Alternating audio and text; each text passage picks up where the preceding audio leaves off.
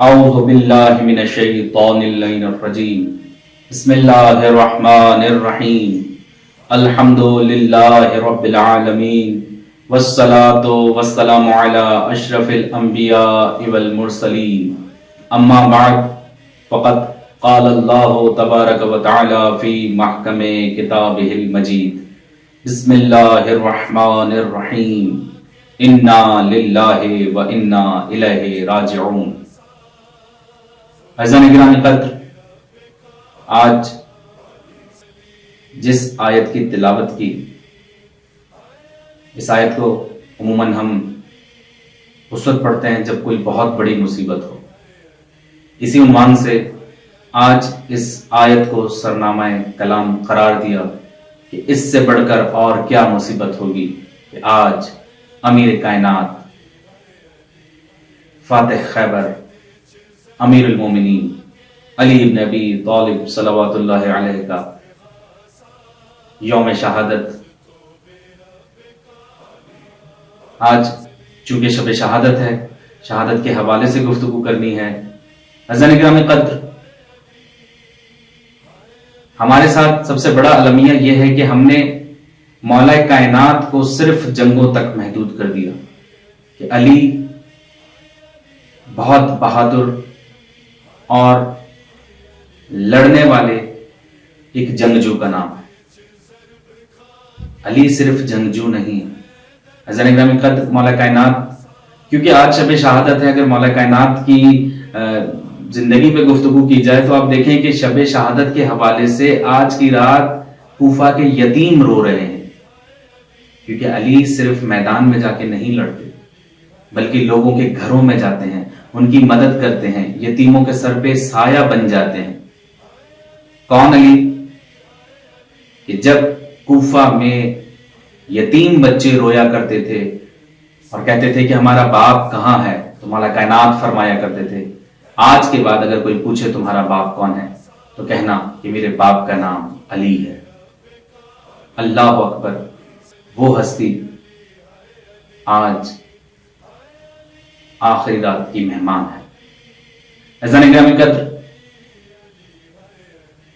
19 رمضان آپ سب نے سنا، پڑھا کہ جب مولا امیر المومنین حضرت علی علیہ السلام اپنی آخری افطاری اپنی بیٹی جناب ام کلثوم کے گھر پہ فرما رہے تھے، روایات میں ملتا ہے کہ امیر کائنات کی کیفیت عام دنوں سے مختلف تھی۔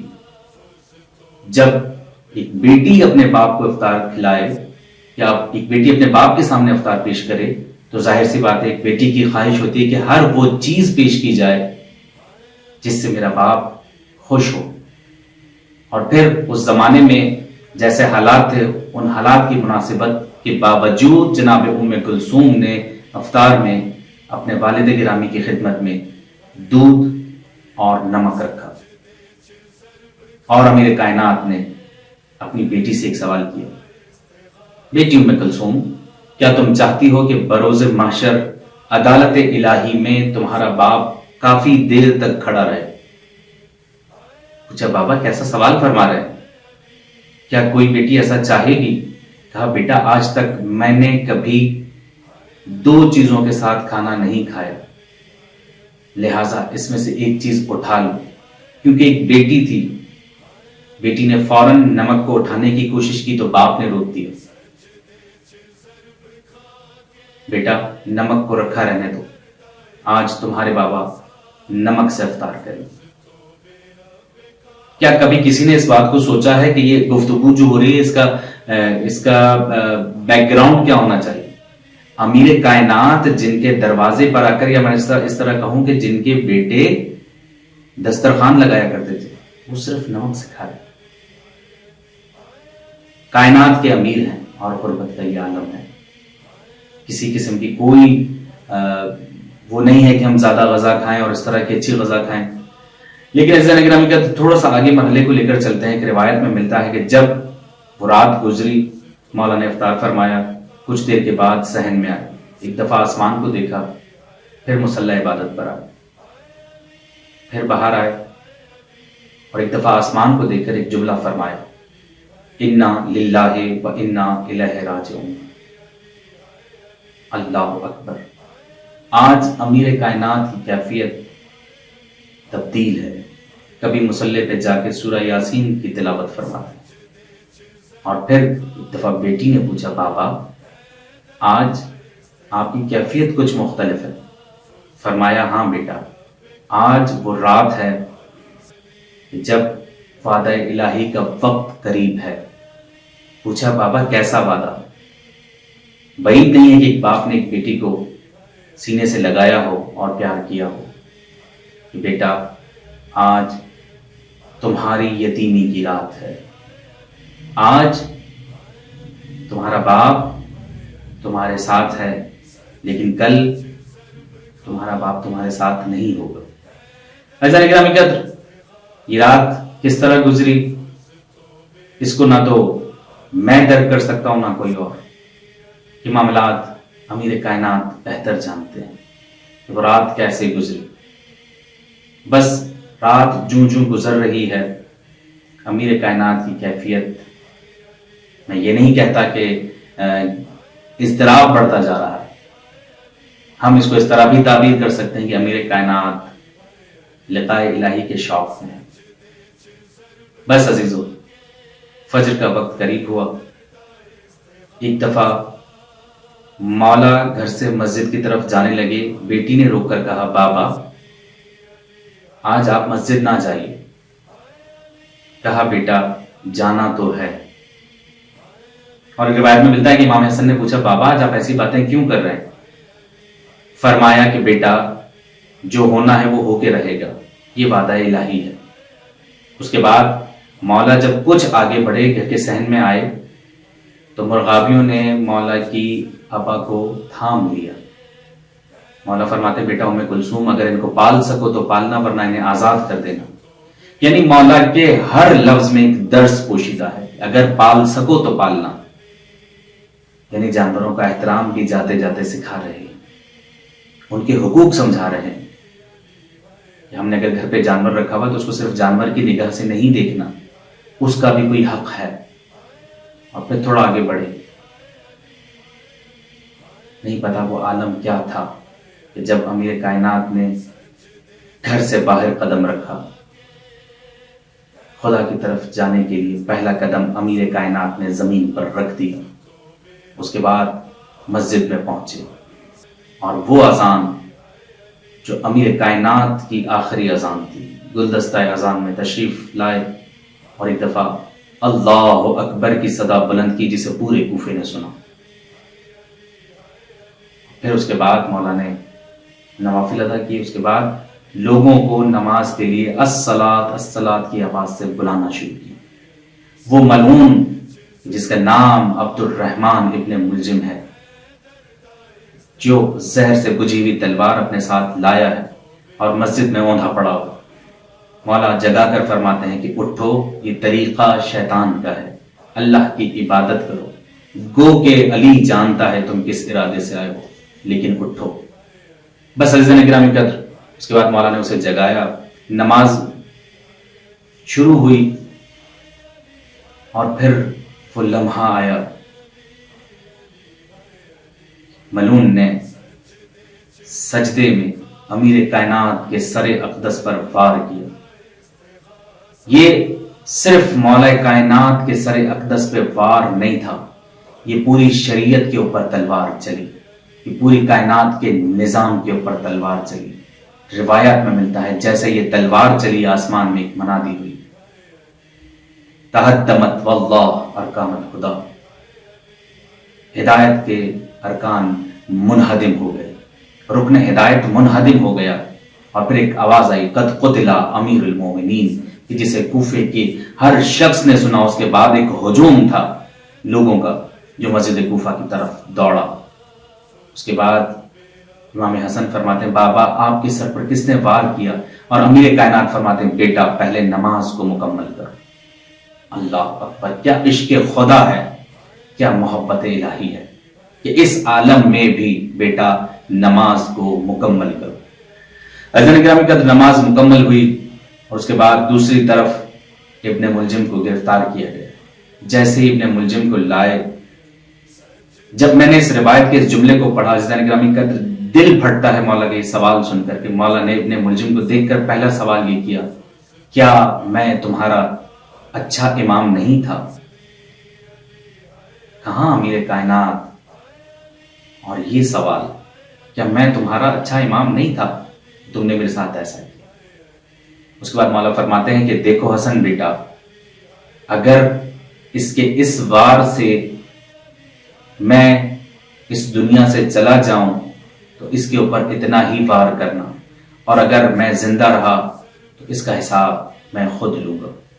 بس عزیزو، مجھے نہیں پتا وہ مرحلہ کیا تھا، وہ مقام کیا تھا، لیکن روایات کہتی ہیں کہ امیر کائنات کو جب گھر کی طرف لایا گیا تو غیرت کے امام نے سب کو روک دیا کہ بیٹا حسن، بیٹا حسین، مجھے گھر کی طرف لے کر چلو۔